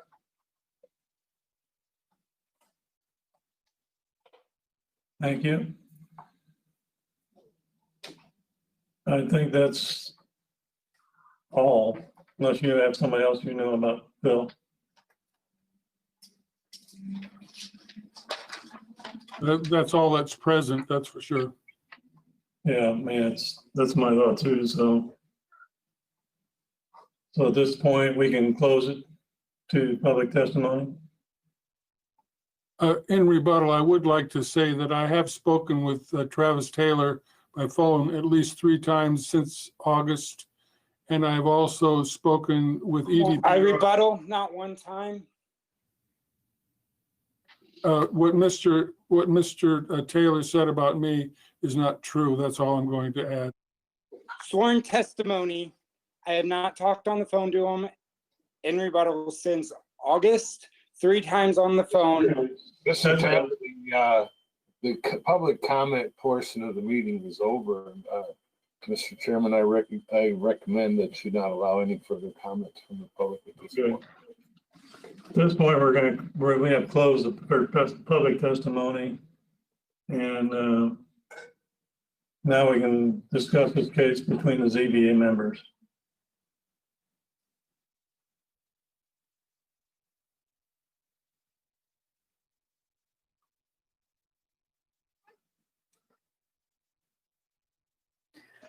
Well, I just have to admit that I have some reservations. I've driven out very recently and several different times over the last year or two, driven out to the areas in the county that have the wind turbines.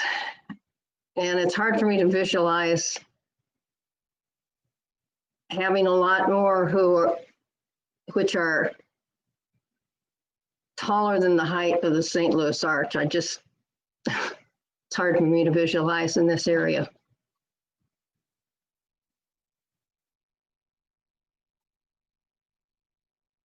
I have a general question. I know that what's before us is a text amendment purely for taller height. Are we to consider only the text amendment before us, or can we change what's before us?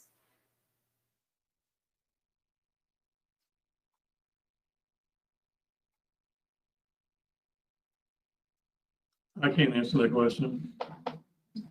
You're reviewing the proposal. I'm So sorry.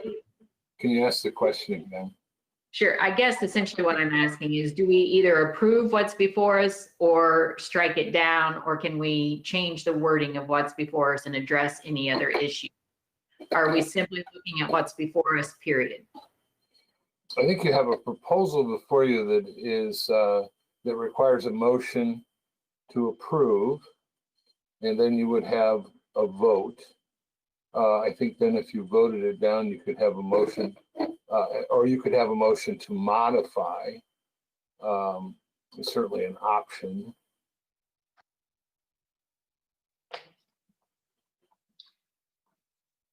But you first have to speak about what's in front of us. We gotta resolve that first. That's right. Is there already a motion I'm sorry I came in the middle of this hearing last time. I wasn't here for the original meeting, so I'm not sure where we are on the status of a motion being made. Sam's there, I think, in 400, but I don't think she has access to a microphone, so I'm not sure that she can advise. Sam, maybe if you could come into 404, since you were there from the beginning. I don't believe we've had a motion. No, we've not had a motion. We've not had a motion. And I guess I kind of feel like, you know, we're in a difficult situation because I think of wind turbines and the wind farms out in North Dakota and various places probably don't have the residential component that we are looking at. I guess I did not hear strong evidence that the additional height would significantly reduce the number of turbines, so much so that it would have a lesser impact on the residents. To Julia's point, I guess I would be very hesitant to start crafting an alternate proposal without really having an opportunity to study it and think about it. And I don't think I want to get into you know, considering an alternate proposal at this particular point in time. So those are my comments. If we stayed at the 550 feet level that we're already at, and someone wanted to come in and present 670 feet, could that not be handled as a variance along with the permitting process to where they can give us actual modeling on residences? The sound seems to be the big issue that we always have with one of these. And no one has ever proven. We have all kinds of people that live with them and complain about the noise, but all we ever get is models, and no one ever comes back and says, and here's the proof that our models work. So, you know, I think I'm not in favor of raising the level just because they've got it, but it doesn't, if we turn it down, that doesn't mean that they couldn't ask for it as a variance, does it?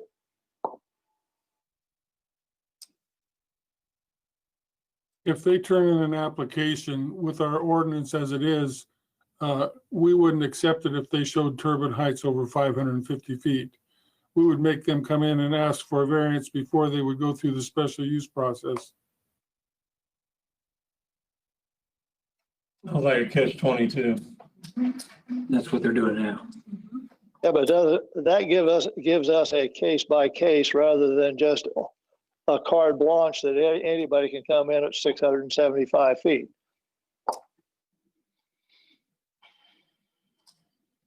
What do you think, Mr. Dean?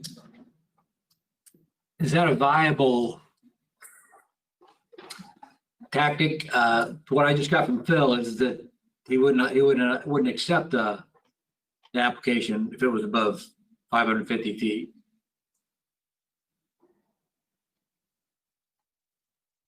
Yeah, I don't think what Mike's saying is a viable option. I think, you know, those applications wouldn't even come before us because if it doesn't meet the basic criteria that we have, then they don't come before us. We can ask, I think they can, well, I don't even know if they can ask for their variances. I guess my main statement and my main question is, does it make sense to only consider height differences without looking at other issues that taller turbines may present? What's before us is a text amendment just for height. But as you know, we've had put before us, we all, at least I have many questions. Does this impact anything else?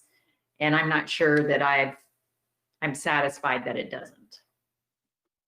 And I would agree with that. And of course, the setbacks are going to be dependent on the tower height, but I think there are other factors to consider aside from setbacks.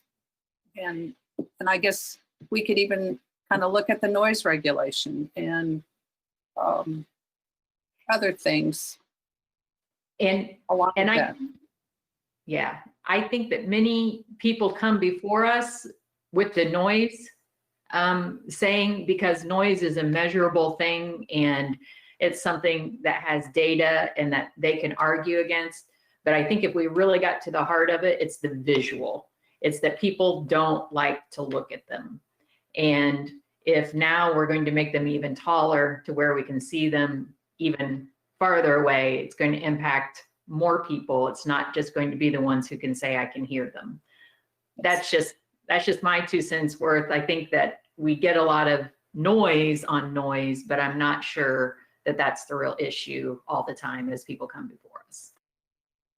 Mr. Banger, do you have anything that you'd like to add?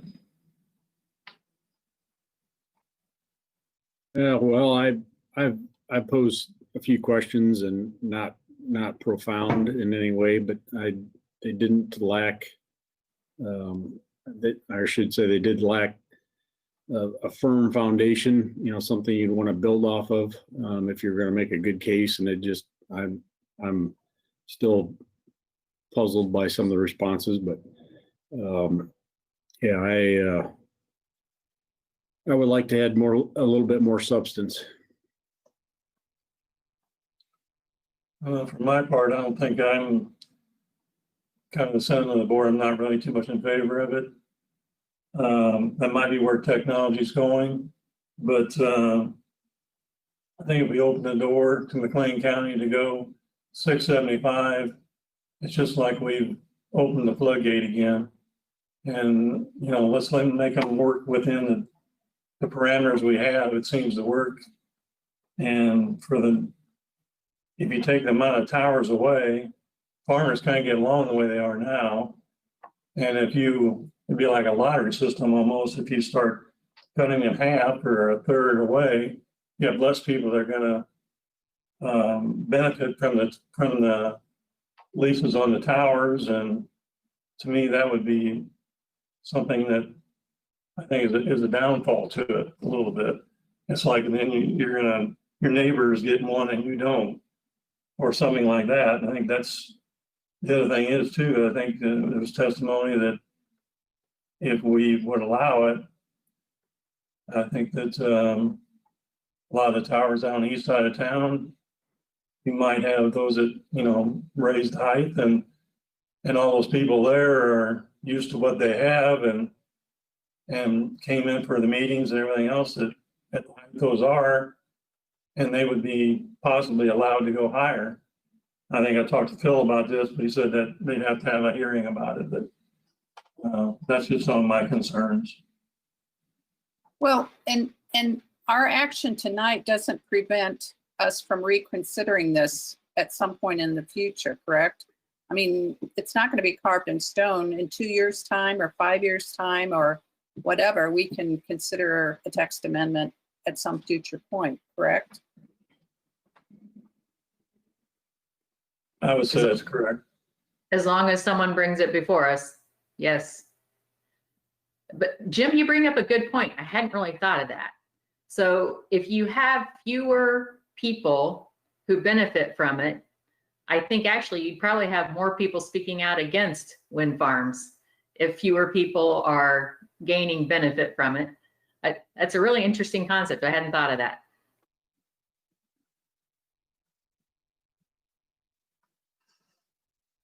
There we go. Just out of curiosity, as I'm kind of a visual person, how tall are the Twin Grove towers? 360, I believe. 360? I believe, yes, that's correct. These would be They're about 20 tall. they're about 399. But Okay, just- so they're 400, close to 400. Okay, thanks. Or Carlock, one of the ones in Carlock. Yeah, I think it's 360, 400 at Carlock. I'm not sure. I think I read that. Okay, around between 350 and 400. Okay.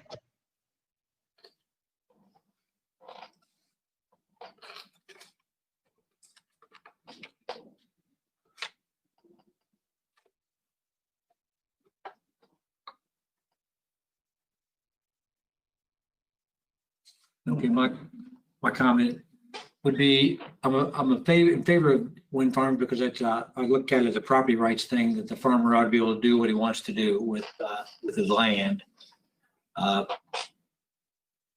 also view the height thing as restricting our ability to do what we want to do with what we have. So I'm in favor of the height increase just because I'm thinking that these companies will just go away. If we don't put in the latest technology, they're just going to go away and it will eliminate opportunities for our landowners.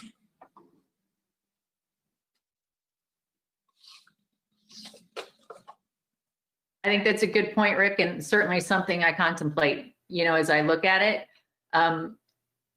Personally, just based on what has come forward, I don't need to be on the cutting edge, though. I'm very happy for someone to bring it back in front of us once we can say, give us your actual sound studies, give us your actual experience in putting these up in a community, and not getting the, well, we actually haven't done this yet. And I don't feel a need to be the guinea pig for these. And if they in fact have done it and they're not telling us, then, we're setting precedent for come to us with information before we're going to say we're for it.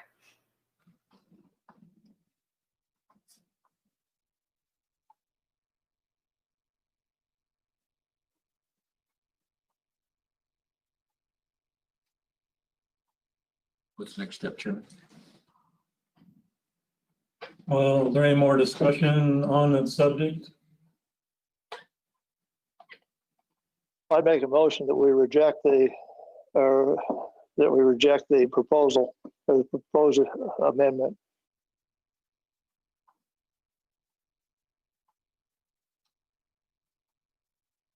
I'll second it. Okay. Okay, we have a motion by Kurtz, a second by Turner. I think we can have a roll call vote on the motion. What are we doing here? I mean, do we reject it and it won't go to the county board, or do we send it to the county board with an unfavorable recommendation? How does that work? It goes, it depends on how the vote goes, for sure. But if a majority vote against it or vote to deny it, it goes to the county board on the consent agenda as a denial, unless one of the county board members pulls it off the consent agenda. Okay. But generally, it's a good idea to make a motion to approve it, and then everybody votes against it. Then the motion to approve is denied. That's exactly what I was thinking, that we did that opposite of what we should have. And we have a motion on the table, so we have to deal with this one, don't we? No, unless Withdraw the motion. Yeah. You can withdraw the motion if you want to, Mr. Kurtz. With Taylor's. I'll withdraw the motion with the permission of the second. I'll give you permission for that. If you want to move to approve it, and I'll second it. I can make that motion. If Michael would allow me to. Just go ahead and do it. Go for it. I would move for approval of the text amendment to raise the height to 675 feet for future wind towers. I'll second it. Encompassing enough? Okay. Was that a second by Turner? Yeah, motion by Dean, second by Turner, and I guess we need a roll call vote. Yes vote is to approve it, no vote is a no.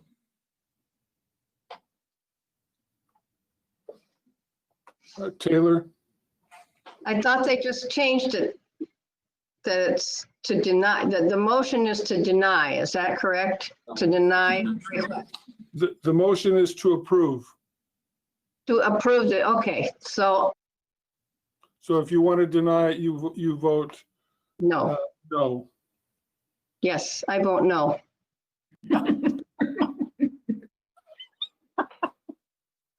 That was good to clarify. Bangert, No, Kurtz, No, Dean, Yes. Turner, No. Novosad, No. Finnegan. No. Sorry, Rick. Good. We'll be back. This goes to the county board on the 20th of October in the evening on the consent, unless somebody takes it off the consent agenda as a recommend against approving it. Okay, I think, if there's something else we don't know about, Phil, we adjourn or? So we, just as a note of interest, are we okay with meeting on November 2nd, which is a Monday, instead of election night, because the county offices are closed except for those having to do with elections? Are we okay with that? Yes. Yes, is it gonna be virtual or in person, or do we know that, or? We will do a combination where if you want to attend in person, you could do that. And if you want to do virtual, you can do that. Okay, thank you. If they come to the meeting though, do they have to bring their laptop or something?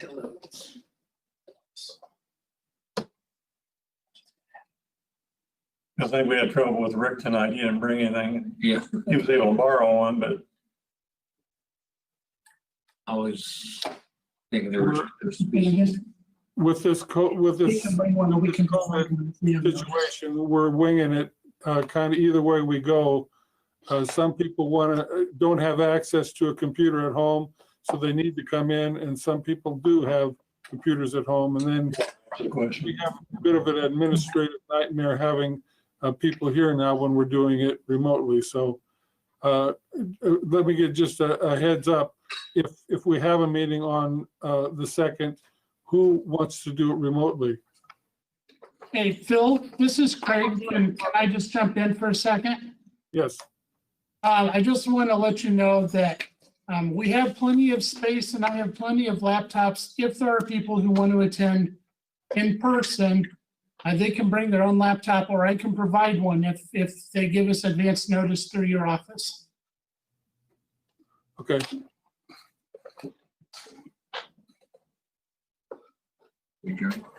I think we can adjourn then, Chairman. we're adjourned. Thanks for coming.